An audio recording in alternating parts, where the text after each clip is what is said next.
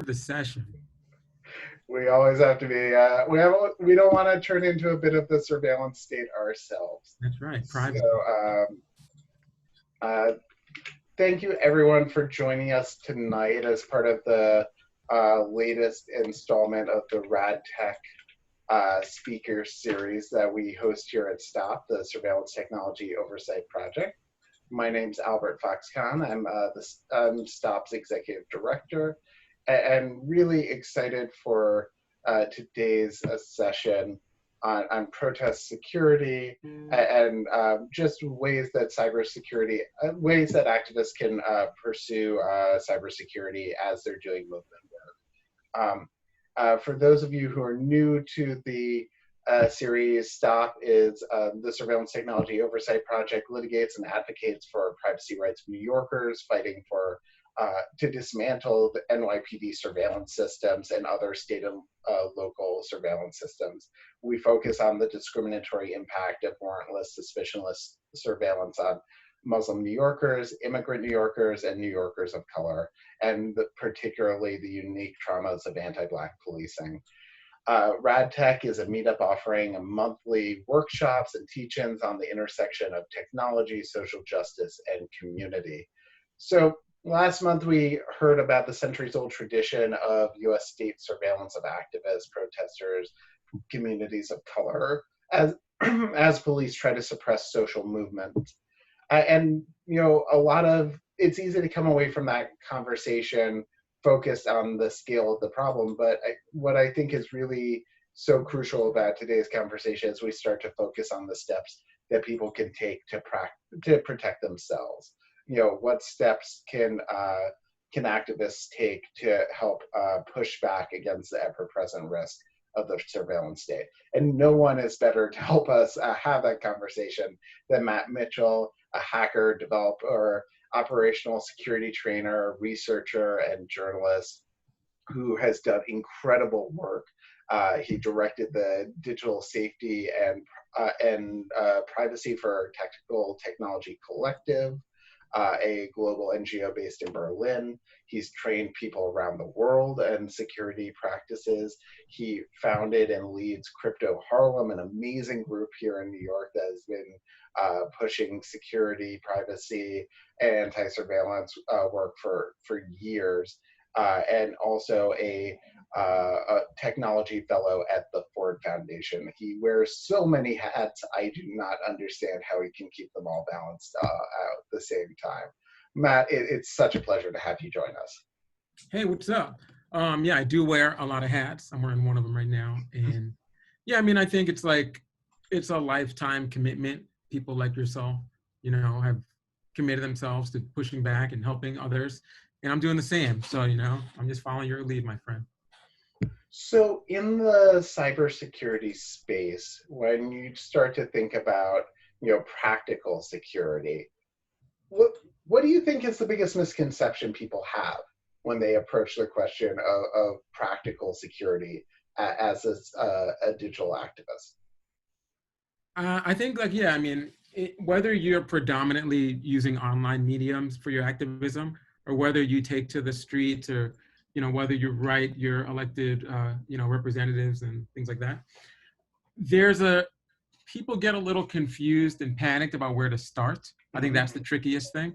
You know, you attend sessions where you hear about the capabilities, methods, power of the state, and you're like, you know, it just seems like you can just throw your hands up and be like, why even bother? Nothing we can do. And I think it's important to remember every little thing you do makes a huge difference. And if you even do one thing, and that's all you do, you're a million times better than everyone else. So they say, you know, my friend Nico used to always quote this saying about how do you survive a grizzly bear attack? You just run faster than your friends. And you just have to be the less easy to create problem for, disrupt, observe entity or human, and you're better off. So knowing where to start begins by writing down all the things that you're concerned about. Take a lot of deep breaths. Take your time while you're doing that. It could be scary. Things you might have heard. You go, oh no, what about this and that? And then rank them by likelihood, right? and then also rank them by the impact that they'll create. Like, you know, a meteor hitting my building, well, that would be high impact, insane, really bad, right? But likelihood, very low. And you focus on the things when you do that, plot that course of likelihood by impact, you just focus on that upper right corner of highly likely and highly impactful. And just one thing, just try to mitigate, try to address, try to lessen the harms, reduce the harms of one thing. You're not trying to stop it, right? Unlike what you're doing with stop, we're just kind of reduce, right? And then you're in a better place. You're in a so much better place, and it's so achievable. And I think that's the most important thing. That idea. I love that approach to it and that mindset. And sort of one way to think about it is every time you make your own life a bit more secure, you're also pissing off the NYPD a bit. You're also making life a little bit harder for the folks who are trying to track you. And it really, it's one of those things where, if each of us collectively does just a little bit more and a little bit more and a little bit more, and we don't have to be perfect, that has a huge collective impact when you look at that happening, across, hundreds of people, thousands of people, millions of people. Exactly. Exactly. So why don't you take us, and this is something called threat modeling, and why don't you take us a bit through some of the details of how you would typically approach that exercise of trying to figure out what is the meteor attack, what is like the doomsday scenario, and what are the things that are more likely to be an immediate risk? Yeah, I think like traditional threat modeling is you ask yourself certain questions. I might call this measuring your risk. Traditional threat modeling, you'll ask yourself, what am I trying to protect? Like maybe it's the data on this particular device, right? Then who am I trying to protect it from? And then it's like, oh, a whole bunch of different things. Some of them are likely, some of them are not. Then you ask yourself, like, well, how much power, influence, skill, likelihood of this person to get that thing? And then this is supposed to help you measure, it's supposed to help you lower some of those things you're concerned about. Like, okay, well, my cousin's not going to be able to get into this thing. It's encrypted. And then you say, okay, once I know that much, I ask myself, what would happen if someone did get access to this? Oh, okay, whoa, that's really scary. All my stuff in my phone. And then I usually add a few extra things here. I'm not really into, like, again, like I don't use threat modeling as a term. I call it measuring your risk. I like using more of like a risk mitigation path. And then I say, well, okay, let's say this thing has actually happened. What would you do? And now you're on reactive footing. You're on your back footing, right? And then based on that answer, it's like, okay, what if you somehow know ESP that it's going to happen next year on this particular date, this particular time? What do you do with that lead time? How do you approach this differently? And now you're on preventive footing. Now you're on the, okay, well, why do I even have a phone? Why am I delete this stuff I'm more concerned about? Why is it even in here? You can do those things when you're on that footing. And in reality, there's a completely different approach when you can act preventively, like with your health, than when you're reactively, right? Like once you already have a symptom and you know you're sick, well, then it's like I'm fighting and battling for my get back to zero, right? But if you're like, oh, there's things I can do to just reduce my exposure to sickness and being hurt, then that's what you can do. And I think that is a methodology. But with the risk matrix and the plotting, that helps you consider what you're really worried about, and then how much of what you're worried about will you tackle first. That I think is like a much better exercise than a traditional threat modeling, which does leave you with a good amount of trauma and anxiety and stress. But both of these are what people would traditionally do when they're thinking about these concerns. I have like a little bit less traditional way of dealing with these things. I work with a lot of activists, and we've dealt with a lot of real world issues. And some of this stuff, it's good on paper, but it doesn't really work well in practice. And I think it's really important to stay flexible. It's really important to celebrate every victory and understand that, like, really you can't lose, because every one thing you do is better than nothing. Completely. Yeah. And I do think those distinctions are really important to keep in mind, because, yeah, if you go through this exercise and you have the wrong emphasis, it can be panic inducing. And that's the last thing we want. We want people to focus on, what do you have control over? what are the things that make you come away from this feeling like you have more ability to protect yourself today than you did yesterday? One thing that we tend to get a lot of questions about, and I'm sure you've thought about it a lot, is your phone. How do you navigate the cell phone in an age of mass demonstrations? How do you leverage this thing as part of activism while also defending against the way it can be turned against you? Yeah, so I made some slides, and I'm happy to share them at the end of the talk. So please take notes and keep track of what I'm saying. But I'll ping which things are like, yo, that's on the slide, so you don't have to sweat it, and which things like, okay, I didn't think about that. So I definitely have this written down. So, but what you'll need to do is your phone, right? It knows a lot about you. It's like with you all the time, and people are really dependent on it. But how much do you know about your phone? And the more you know about your phone, the better you can defend yourself from ways people attack the phone. So what do you need to know? You interview your phone, like, hey phone, what's your name? What do you like? What are your interests? You know, how you doing, phone? Don't ask those questions. You want to ask, how many apps are installed on my phone? Like, if you could just open up a spreadsheet or write it on with pen and paper, oh yeah, I just this grid by this grid, I count all my apps, I have 15 apps. One day you have 16 apps, that's a problem, right? But if you didn't know the right number, then nothing looks weird, right? You have 2 calculators, well, I didn't put that second calculator there. So one easy way to do this is to count them. A lazy way to do this is just take a screenshot of your apps, screen by screen, and visit it later, right? Delete it as you need to, and you get new apps in there. Just have some kind of record. Understand the amount of free space you have, right? Malware, spyware, all kinds of like different stalkerware. It has to take up space. Like physically in your beautiful bookshelf, you only have so much space for your books. If I put another book there, it can't fit. It's not going to happen. So if your phone is full, you're pretty safe when it comes to malware and spyware because it can't fit on there, right? So know how much space you have and understand that like if you're losing all of a sudden megabytes of space, well, that's weird. What's taking up that space? Like, doesn't mean panic bills go up, but understand that. You know, the amount of data that you use.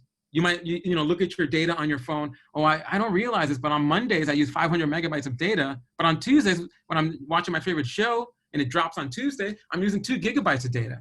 So you actually have a shape, like a waveform of the amount of data you use. If all of a sudden you're using 10 terabytes of data every day, that's weird. That's not normal. Because I'm pulling something from your phone. I'm extracting data from your phone. I have to use your Wi-Fi or I have to use your cell phone plan to do that. There's a record of that. There's no way around that, right? People are like, well, I think my phone is capturing my voice and sending it to the internet. And I'm like, they must be squeezing that voice into a really small size because I'm only seeing a small amount of data flying off your phone, right? Memory, processing, heat, all of that stuff. Battery usage, these are all things you can measure. Now, how do you actually effectively measure it? Well, it's weird how you do that. Like your phone has a way you can track the data that you use for your cell phone plan. You can use that to actually keep track of some of the data that you're using. It doesn't usually measure Wi-Fi on that, but there are other apps that do. I go into that in the notes. I'm not going to go into detail. I'll send that at the end. And you can send it to the great people on the meetup.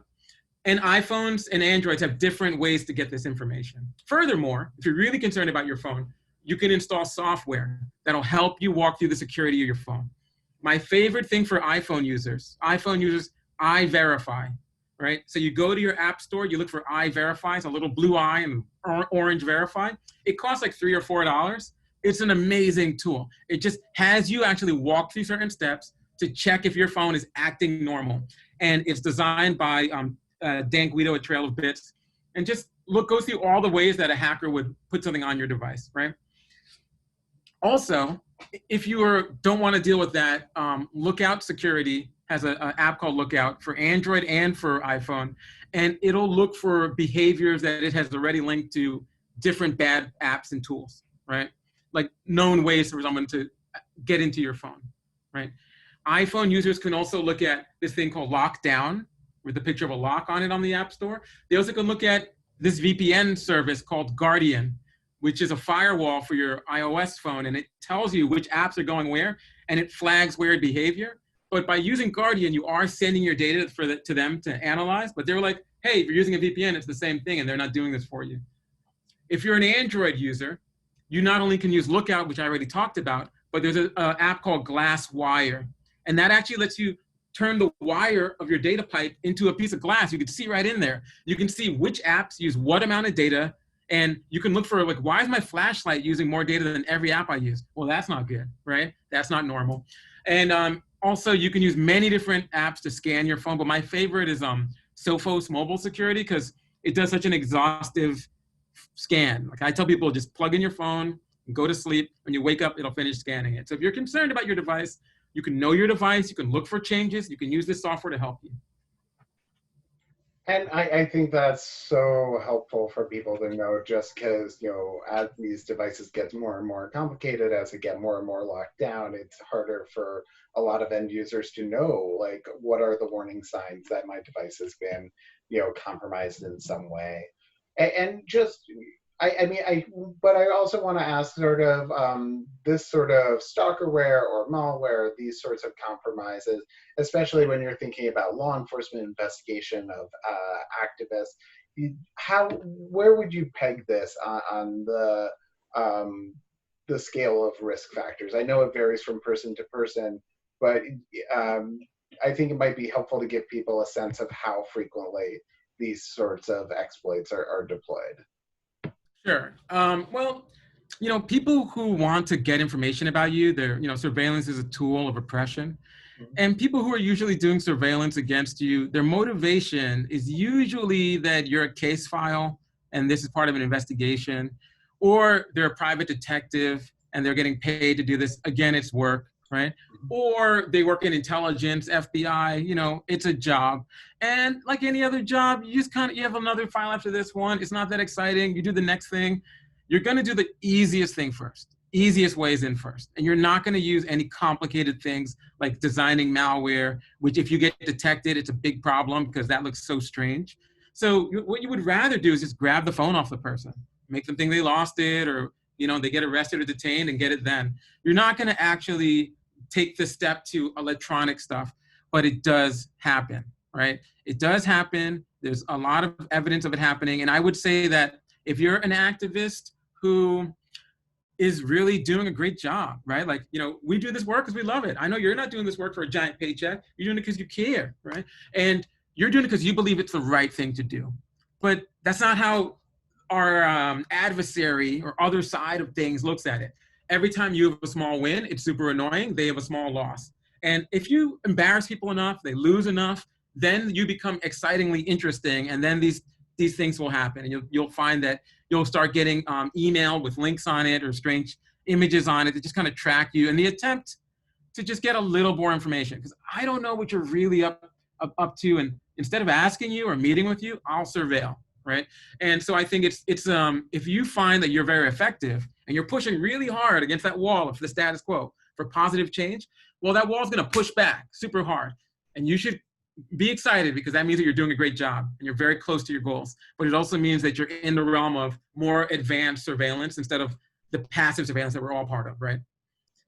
Exactly. No, that makes complete sense. And they're definitely, we've seen plenty of cases where someone has a big win and the reward is they end up going higher up someone else's surveillance ladder and getting more attention and targeted in more ways. One set of issues around phones, especially for activists, is what about cell tower tracking, Wi-Fi tracking, other forms of remote tracking that aren't exploiting the phone itself but are using it as a locational beacon? How do you approach the issues around that? Well, for a device to activate, for a phone call to be made, there are certain things that we must do for that exchange to happen. When you first make a regular phone call from your phone, and when you hang up from your phone, right? At those points, you get these little pins in the map. And there's nothing that we can do to avoid tracking on a cellular level to triangulate, or trilaterate actually is the right term, your location from that, right? Now, if I don't use a cell phone tower, then I rule it out. So I can use things like WhatsApp or Signal or Wire or all these other awesome things. And again, I have slides if you're not familiar with these applications. And you can use these to avoid cell towers. And that keeps you that once you move that off of your device, that's like the #1 easy way to track your device, right? Now, the second thing that I would use to track your device, understanding capabilities and methods of someone who wants to track you, is your internet protocol address, your IP address, right? Now, your IP address is only tied to, like what'll happen is someone will say, hey, who had this IP address at 6:53 Eastern time on this particular Thursday or Wednesday or whatever, right? And then in this case, they'll say, oh, Matt had it, because that's the name of the person who pays this bill. So if you pay your bill with cash, it's like someone who pays their bill with cash had it. And, you know, so then it would be like less information to worry about with that IP address, right? If you pay your bill with a gift card, or you use some kind of service to, you know, make a virtual card, same thing. It's not linked to a particular person, so it kind of goes cold. So what I'm basically saying is there's ways to cut off your sensitive data from the mapping, the technology that maps you. Some people would say, I want to use a VPN, but if you pay that VPN with your credit card with your name on it, or you know, so then you run into the same thing. So it's about understanding how this actually works from a lazy surveiller's point of view, and that's the best thing to do. So I would say, you know, if you're going to a physical real-world event like a protest, a demonstration, or anything like that, consider not bringing your phone. If that gives you pause and you're uncomfortable not having your phone on you, it feels like, oh no. Practice just going around the store, go grab put on your mask, and I don't know what, when you go outside, I don't go outside that much, but go outside and practice being without your phone. If that still doesn't feel right, you can bring your phone, but turn it off until you get to where you're going or close to it. Because the New York Times in their privacy project shows that it's there are companies that monitor all data, and you can buy the location information. And I'm not interested in you as an individual, but when it's thousands of people at a protest, the value goes up, and then the ladder goes up of surveillance options. Because, you know, there's millions and millions of people.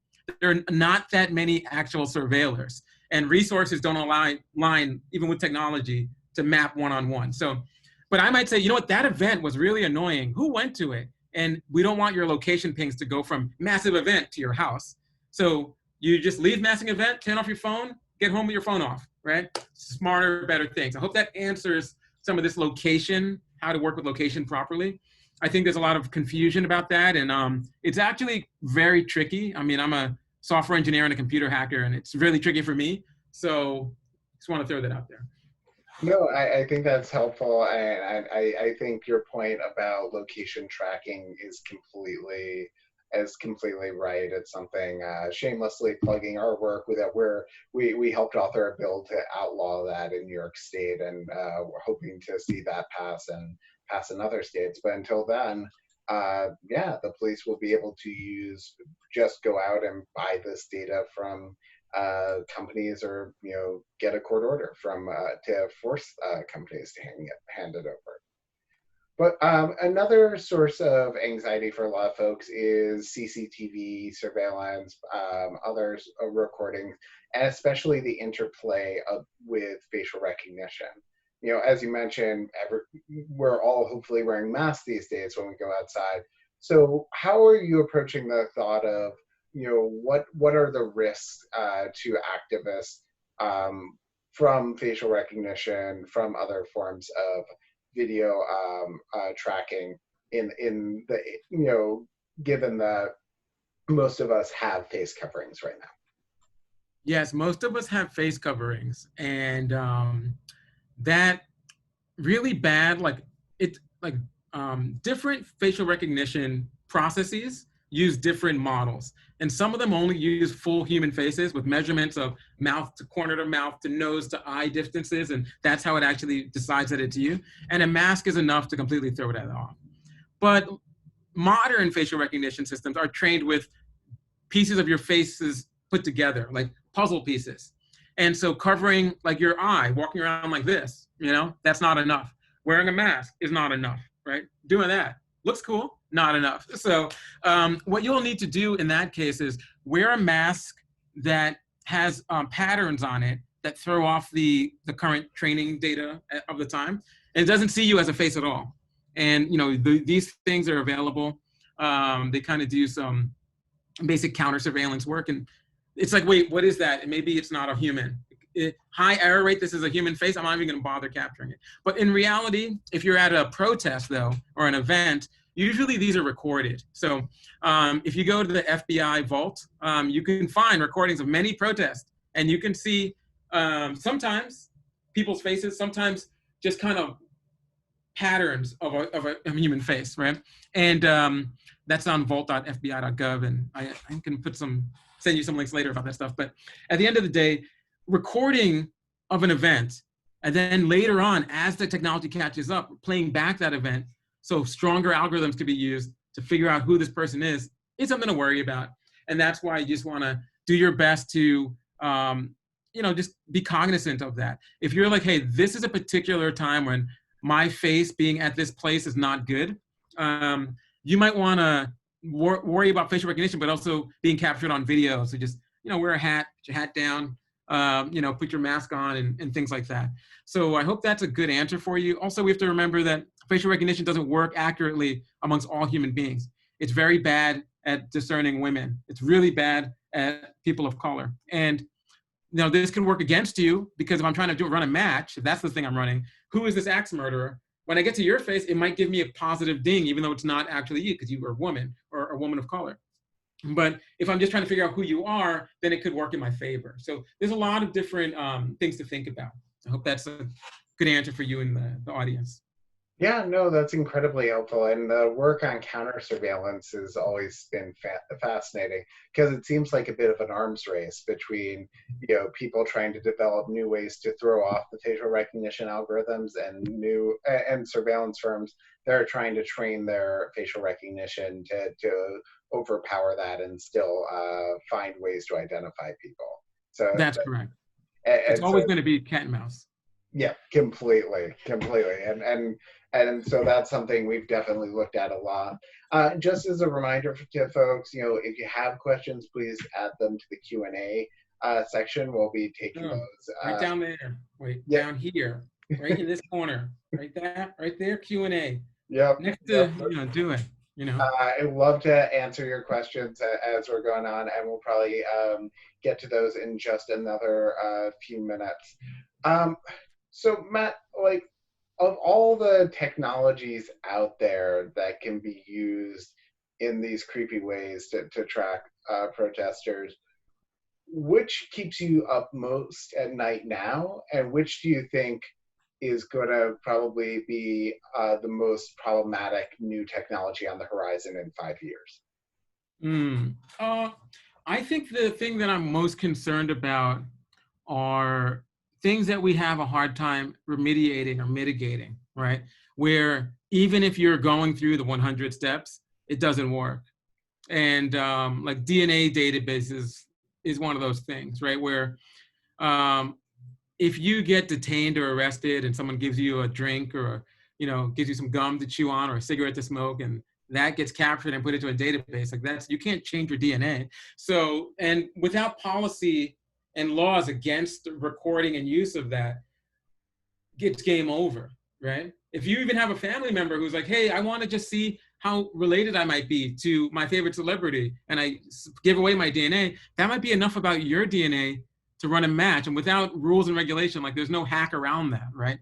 You can't, unless you have mutant powers, which you might, because you do so much, AFC, but unless you have mutant powers, yeah, there's nothing you can do. So I think these are some of the things that I'm most concerned about, are the things that they're either extremely difficult or impossible to mitigate, and there's nothing that we can do type of stuff. I'm always down for a 500-step process if it works, but sometimes there's no fix. I have to say, disappointingly, despite my childhood attempts to grow adamantium claws, I do not have any superpowers as far as I can tell. But no, I think DNA is a really good example of it, because it shows the way that surveillance isn't just electronic. It isn't just our phones and our browsers. It's every facet of our life, right? It's our biology, it's our family, it's our ancestry. And right now, Terry Rosenblatt at Legal Aid Society is doing amazing work on trying to fight the NYPD's illegal DNA database here in New York, because the description of chewing gum or a Coke can, that's not exaggeration. They do that to 12-year-olds, and they keep their DNA for life. And so that's definitely something where we need where it'll be interesting to see if we can get legal momentum. But I always find it fascinating to imagine what are the ways that we can maybe have a hack there that throws things off. Maybe like massively like trolling the DNA databases with like fake entries or something that completely throw off their matches. I don't know. Maybe that's wishful thinking to think there's any way to sort of tackle those. Okay, yeah. All right. Well, in terms of New York's specific forms of surveillance, a lot of the stuff we've been talking about applies around the country. Do you think there are any ways in which New York is particularly good or particularly terrible when it comes to these forms of surveillance, particularly directed at activists? Well, unfortunately, I think we're pretty bad. Like, for example, just looking at our use of drone technology or unmanned aerial vehicles. The announcement was made by the governor like on New Year's of like 2018 to 2019, right? People aren't paying attention to that stuff. Big press releases. Immediately, it was like, this is just a beta used in some rare cases. And then it was, this is just used by state police. And you might see highway patrol, like, the state jurisdiction police, and just in like, the absolute worst. And then it was, well, helicopters are expensive, and if we need to recreate accidents and see how they might have happened, we're going to use drones for that. And then it's like, well, also missing people. And what about someone with dementia who gets lost, And then it's, everyone has drones. NYPD has drones. It's like, whoa, whoa, whoa. So which drone, though? What capacity drone? How much weight is it? What does it hold? What's the battery? What's the rules for being able to operate it? How much training do people get? I heard it was 24 hours. Is that true? No way to get these properly answered. So we don't have a good record when it comes to rolling out technology. And thank goodness for policy and legal changes. So I'm counting the months. They said 6 months, right? 90 days or 3 to 6 months before they have to send us information on what tools they're using and how they're using them, what civil liberty issues might be a point of friction with surveillance technology. Thank you for groups like yourself, NICLU, ACLU New York, for pushing for these things. But we have a bad track record in the state of New York. And I think in the United States, it's a pretty bad track record. Outside of California, there's not proper statewide privacy protections that are looking towards technologies, right? And until New York bans facial recognition, or at least has a moratorium on it, I'm gonna give us an F. Well, hopefully we'll be able to get that through in the near term. In terms of legislation, one thing that's been on the horizon for a lot of folks is the Earn It Act and some of the implications that has for end-to-end encryption. Could you talk a bit about I know you've talked about encryption already a bit, but talk a bit more about why end-to-end encryption is so important for in movement spaces? Sure. I mean, right now, if you were to buy like, I don't know, and like a piece of avocado, right?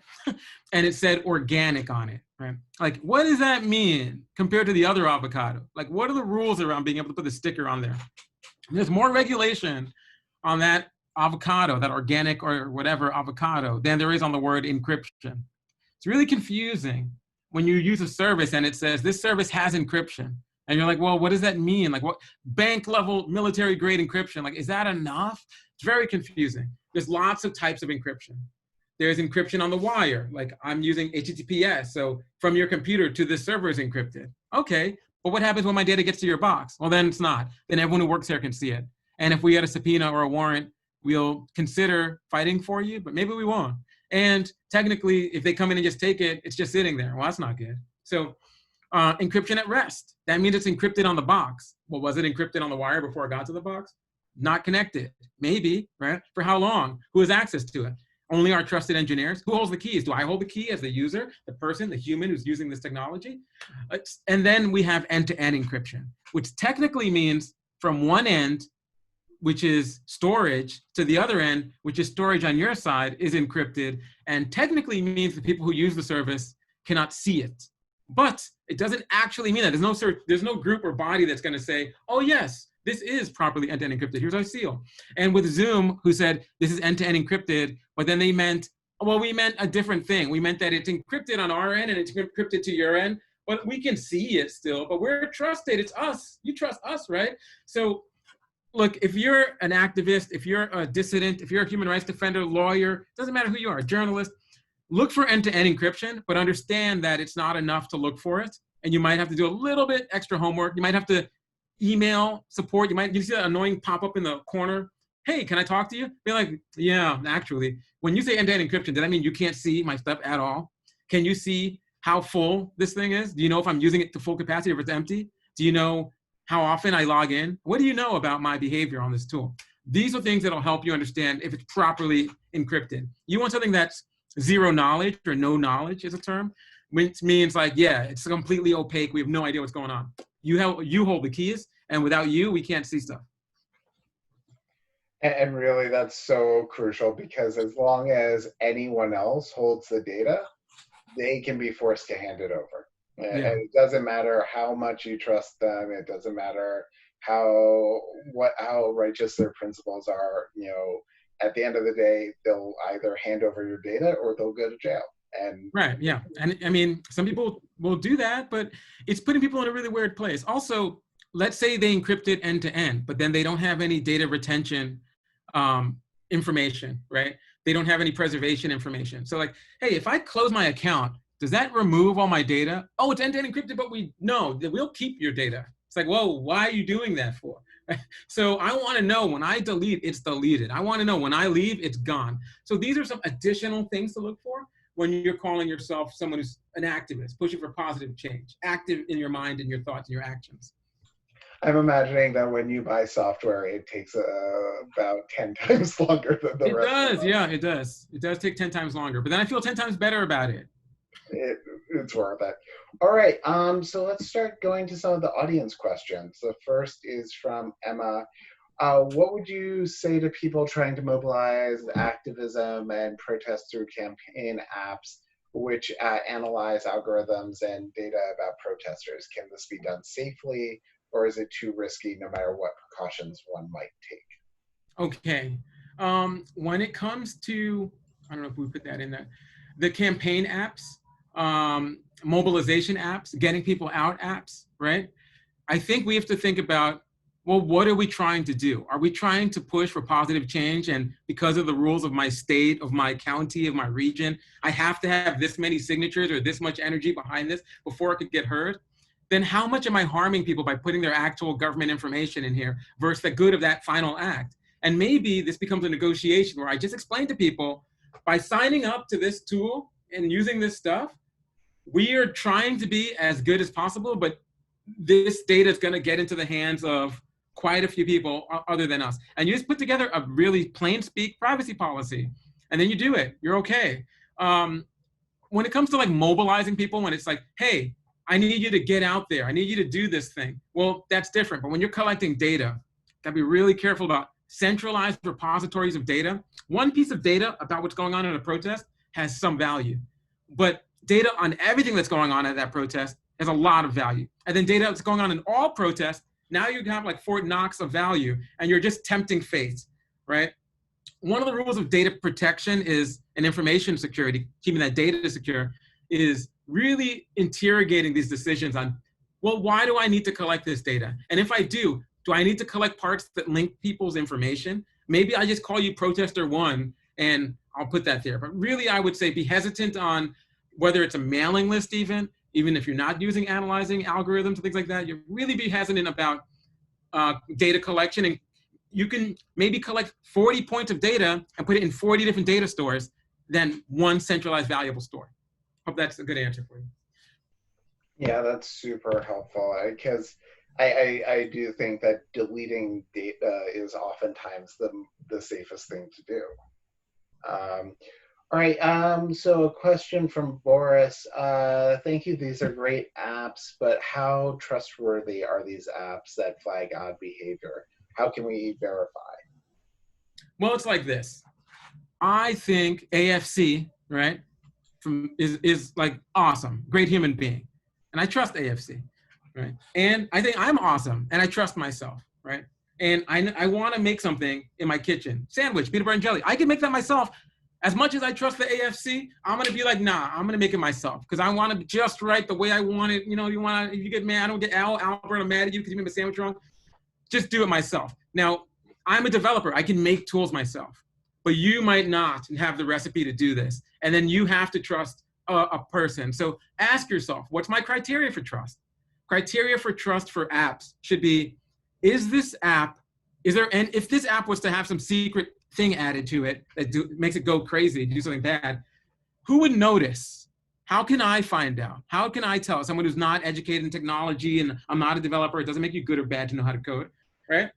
And I would say sticking with open source apps helps. Sticking with apps that are having security audit from a third party helps, right? So these are things, sticking with apps that have a plain speak privacy policy and actually shows you the times where they violate it by having a transparency report, that helps too.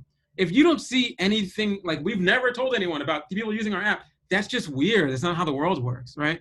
So you want to see those things and you'll say, how does that map to what I'm putting in the app? And maybe the way I use this app, even if it is encrypted, doesn't need to be like, oh, it's encrypted? I'm gonna put everything in here. Here's my credit card, here's my government name, here's my social security, here's what we're doing tomorrow. Like maybe you don't need to do that either though. And maybe it gives you just what you need. So it's about that balancing act. I hope these are good criteria for you about measuring trust with developers. But these are things I look for. I usually visit the headquarters of the people who make the app. I'm in a privileged position where I can do that.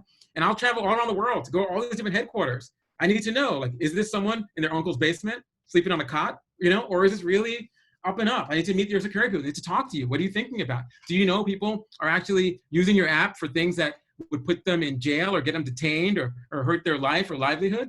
Oh, we didn't think about that. Well, that might give me pause. So these are important things to incorporate it as you try to figure out, well, is this the right app for me? Okay, next question. Let's try to get through these questions. We got like almost 10 questions. We get paid in questions. Give me some more questions. All right, so the next one is a different balance. How do you strike the balance between documenting protest with photos for the sake of future archives and activism and keeping people safe from state surveillance? Well, I tell you, if you ever look at those March on Washington MLK photographs and you're like, wow, that's history in the making. Well, our version of that, we need to have something for the next generation. We need to have it. If we don't tell our stories, others will. So capture those things, but capture responsibly. Understand that our version of that picture is MLK and everyone around him has a blurred square on their face. That's just where we are right now. So, you know, tools like Signal allow you to blur your face. And then there's blur apps that allow you to just blur people's faces, blur APIs. We must be responsible. And what I tell people is, if you have a end-to-end, if you have like for example, I have a hard drive by this company called Apricorn, APRICORN. And Apricorn hard drive, it has a little number pad on top. And I just put in my combination before it opens up the drive, right? If I don't put in my combination, it doesn't open up my drive. I also have that software encrypted. It's double encrypted. I'm taking really good care of it. Even then, I have to ask, am I going to put the real version of the picture in here?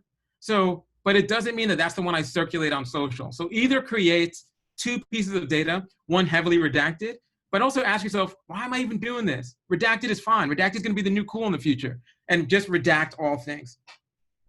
And one rule of thumb I've always had is don't post other people's biometric data without their explicit consent.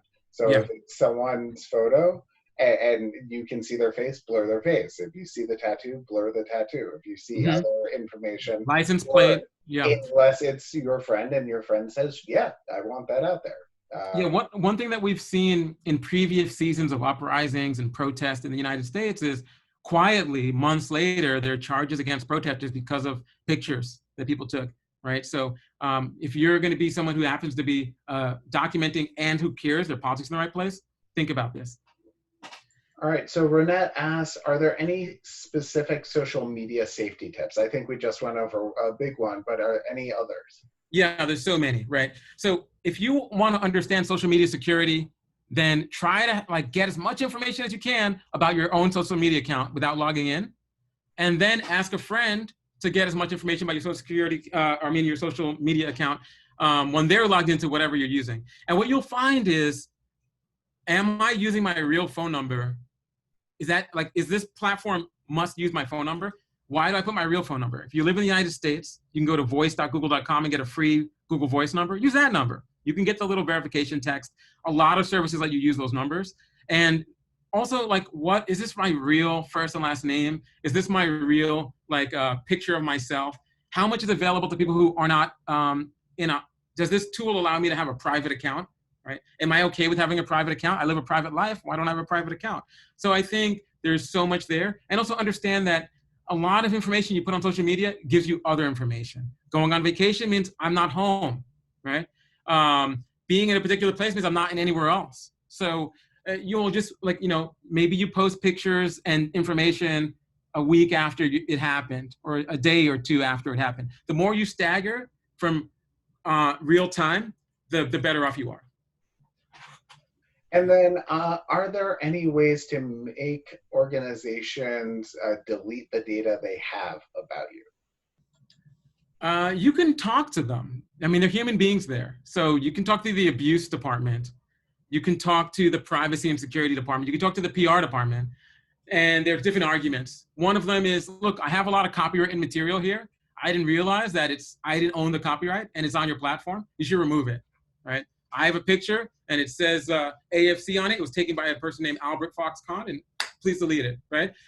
Or you can say, listen, I am a survivor of abuse, or I am someone who's, dealing with a previous hack or information taken from me, et cetera.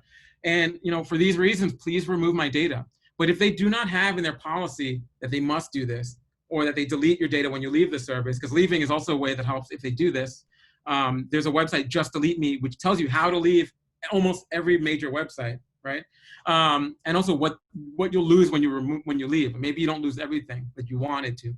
So these are all different tactics to get them to get rid of your stuff. And then you can lawyer up and try that. It doesn't usually work. So I recommend pleading to the human side of the ugly court.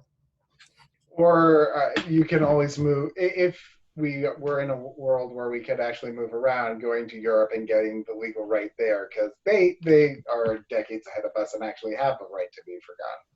Right. But along the similar lines, what are the must-dos in terms of preventing against doxing? Well, doxing, which is when someone takes your personally identifiable information, and they don't just post it online. They post it online in a moment or in a place where it's likely to be used to harm you. And to protect yourself from doxing, you should ask yourself, do I get a lot of junk mail with my name and my address on it, resident of my house, but it's all put my real government info? If you get a lot of junk mail, then a lot of your information is in data dossiers accounts and databases. And that means that it's really easy to find out a lot of information about you. So to protect yourself, you need to hire a service to wipe that information away. And they do that by just doing what you can do, by just calling these people, emailing these people. Sometimes it's a phone map, like push 9 for this, push 2 for that. Marca un dos en español, para español, whatever. You got to go through this map and then they erase it. But by hiring a service, it just saves you the time if you have money. So if you do have, you can go to, and I'm not advertising, but just answering your question. I've had success with a service called Abine, ABINE.com. I've had success with Privacy Duck. So it's privacyduck.com. I've had people I've worked with had success with Reputation Defender, and also LifeLock, which is now owned by Symantec or Norton or one of those older companies. But at the end of the day, you can do this yourself. You can go to Privacy Rights Clearinghouse and ask them for an opt-out list. You can find, there was an article that was written by my friend Yael on how to remove yourself from data brokers' websites. But this industry, they're called data brokers on a negative side. They wouldn't call themselves that. And that's how you scrub yourself from those areas, and that helps you avoid getting doxxed. You can set up a alert on Google Alerts, which is alerts.google.com. And you can say, hey, if my name of my street and my last name show up on the internet together, email me. I don't want to give you too much information, but that's enough for me to be like, what's going on here, right? You can use services like Mentions, and Mentions a social media scanner, and there's a free version of it where it does a slow scan of 1 or 2 things. Same thing, and it'll say, your name's been mentioned in a Twitter post. You're like, well, why? So you want to get ahead of it as much as possible. Another thing is also, when it comes to doxing, have your friends report it, and you should report it as well. If there's a picture of yourself, report it as copyright infringement. if it is, it's a different cue than abuse, right? And I'm not saying that platforms care more about movies and music companies and copyright infringement, but the speed is different, that's all I'll say. So have other IP addresses, other people you know from other parts of the world report it as well to get the incident escalated, to wipe it off. And also just understand that, like, don't panic, everything's gonna be fine. Think about, do I feel safe now that my address is there or my phone number is there? If you don't, tell someone what happened, go to their place, right? Turn your phone off. Go, just take a break and just stay calm and stay centered. And you know, there's some other things that I don't want to just make this a doxing workshop. So hope that's helpful to you. You may not want to say, I will say companies definitely care a lot more about copyright infringement than preventing abuse. I mean, there might be rare exceptions, but at least for the larger ones, that seems to be the case. All right, a question about safe, in quotes, encrypted chat. What are your thoughts on Signal, WhatsApp, Telegraph, etc.? How safe are they? Okay, great. Well, Telegram is only encrypted if you go into this option and say, I want to make a secret chat. And it's only encrypted when I talk to one of my friends. If I'm in a group, there's no way to encrypt that. If I'm on a broadcast, there's no way to encrypt that.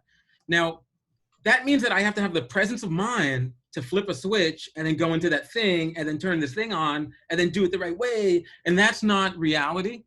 It's like, oh no, who's that? I better get on my phone. Oh no, I forgot to hit I didn't do the right instructions. That's not good. So you want to have a panic-proof app that's going to work with you. So I do not recommend Telegram because you have to use it right. Like if you have the Facebook Messenger app on your phone, it has the same thing. It has secret, encrypted, private chat. It uses Signal technology. It's encrypted. But like, are you going to remember to do it that way every time? Don't gamble, right? So now when it comes to Signal is great, right? It's like gold standard on encryption. They're doing a lot of great stuff. I know the team, awesome people over there. What's up to my people at Signal? But right now, they're working on it with pins and other things, but right now the unique identifier is your phone number. Oh, you want to signal me? What's your number? Well, I type that number into a reverse lookup or just a Google search, I might find a lot of information about you. If I pay Spokio or Pipple or any of these other data broker websites, I can put your number in, I get even more information on you. So if you're not using a virtual number like Google Voice or whatever for Signal, maybe you're like, I don't know, I thought I was just giving you my signal, but I'm actually giving you a lot, right? So maybe I use Wire or something where I'm just a username. And that username is made up. I could just have a bunch of those accounts at the same time. Really depends on what you're doing. But I would say for organizers, consider not using Signal for people who are not in your smaller ring of trust. Use Signal for your in a closer ring of trust. Use these other apps for your outer ring of trust. WhatsApp has encryption on it. It encrypts your voice. It even lets you do group voice messages. You get a meeting on WhatsApp, right? But you can't do that with Signal. Problem with WhatsApp is there's a backup option. And it's like, hey, I know you turned this off. You want to turn it back on? You want to turn it back on? Hey, you want to back up for a day? You want to back up for a week? If you turn on backups, it doesn't tell your friends, but all your messages are now stored in your iCloud or your Google Drive, and it can be subpoenaed. There could be a warrant. This has happened with members of the Trump inner circle where their WhatsApps were taken from them. So, even if you turn it off, there's no way to tell that your friend who you're talking to turned it off. You're both, that's the same dialogue, it's the same script, right? So again, only use Signal, only use Wire, don't use Telegram, right? WhatsApp is dubious because until they fix that problem, I wouldn't use it. And I hope that helps you when it comes to chat. I would also put a Keybase.io. Keybase has got really great encryption. It's a little weird because it's a platform, kind of like Twitter, but look at Keybase as well if you're looking for a secure option for messaging, right? Not for everybody though. Check it out, see if you like it. All right, so we're gonna have to go super rapid fire for the last few. Jitsi versus Zoom. How do you balance accessibility versus security? Jitsi is not end-to-end encrypted. I know Emil made Jitsi. Thank you for making a free video conferencing app. It's not end-to-end encrypted. Zoom does kind of have end-to-end encryption, but like they're like, yeah, we'll work with the state, we'll work with FBI, work with everybody. Please buy our product. Go with the open source option. Go with the option that money is not the reason why they're doing it, right? 8x8, which is the company that now owns Zoom. Owns Jitsi, is doing good things, and Jitsi's working on end-to-end encryption. They have a really cool demo. If you're technical, you can go through it and check it out. But What do I use for video conferencing? I use WebEx by Cisco. And I asked Cisco, you have to ask them when you make a WebEx account to turn on end-to-end encryption. And you can no longer do it on free accounts. But once you make a WebEx paid account, just be like, hey, support, can I have end-to-end encryption? And now you have a secure end-to-end video tool that you can have a whole meeting on. Nice. And in terms of the threat model, how would you prioritize current day privacy threats when considering a model? And in what kinds of scenarios would you suggest using a secure mobile OS like Graphene or Calyx?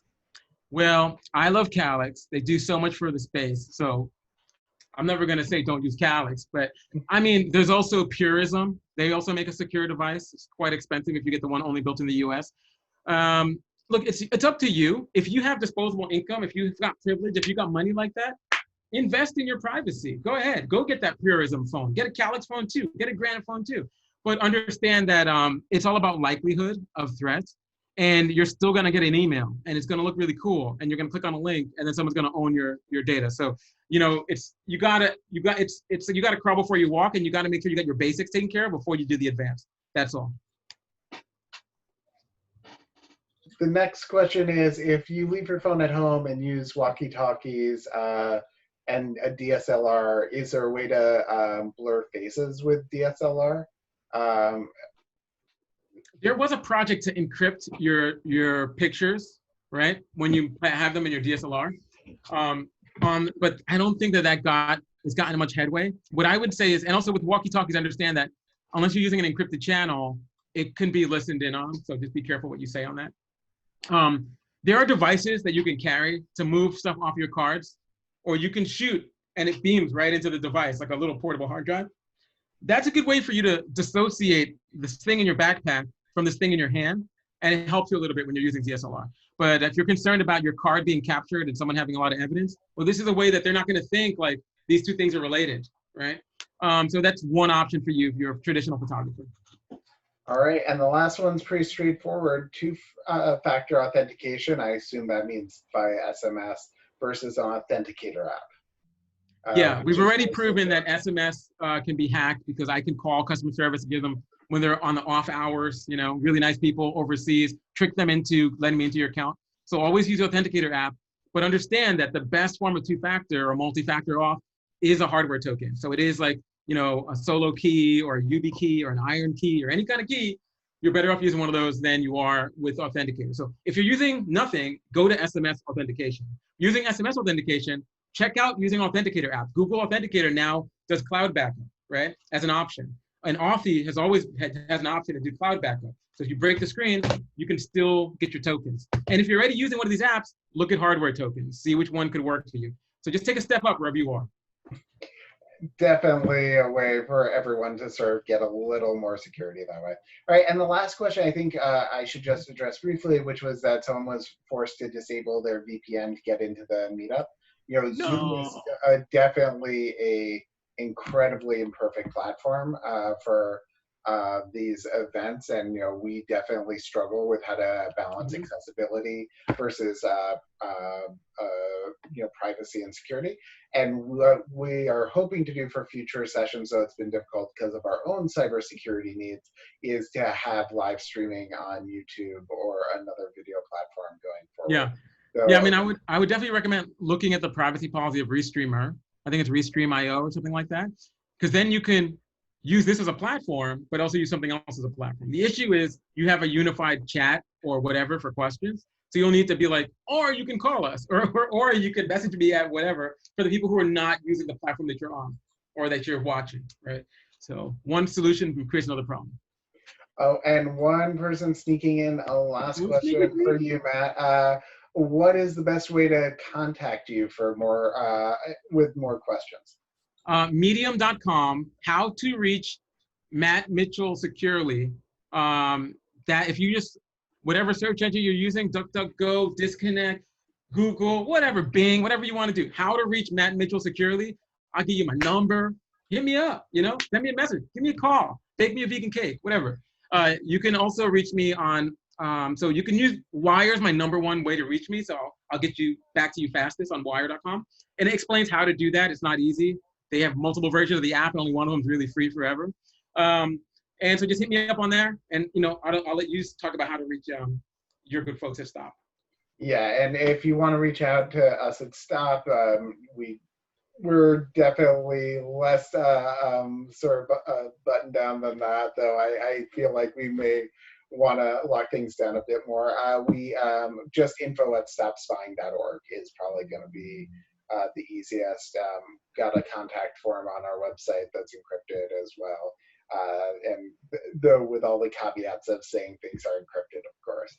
But Matt, thank you so much for joining us. Really just unparalleled expertise in this space, and so happy to have you share your knowledge with the audience. So Heart back to you, anonymous attendee. Yeah, listen, thank you for having me. It's such an honor to be here. Will, thank you. Elise, thank you. Jerome, thank you. Albert, thank you. And everyone tuning in, thank you. Just help each other. Wear your mask. Help each other. Educate yourself. That's the most powerful thing you can do. So thank you, everyone. Thank you, everyone, for tuning in. And we'll be back next month for the next RadTech S.T.O.P speaker series. Have a good night.